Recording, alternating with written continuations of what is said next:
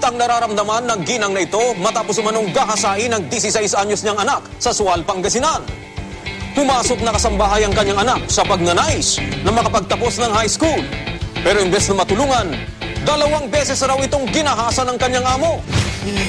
Wala kang iba, ma'am, na walang mag-alaga po sa apo nilang maliit. Yun, ma'am, pinapasok po yung anak ko, pinagkatiwala ko. Hindi ko po naman alam na ganun ang gagawin nila. Hindi raw makapagsumbong ang dalagita dahil pinagbantaan daw siya ng suspect na si Abelino Orpelia. Ang gusto ko po lang sanang mangyari, itutuloy namin yung kaso.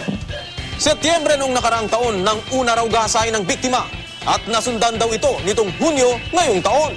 Bigla pong kumatok sa ituan po. Bigla po niya akong hinila tapos tinulak po niya ako sa meka. Desidito naman ang biktima at ang kanyang pamilya na magsampa ng kasong panggagahasa laban sa suspect.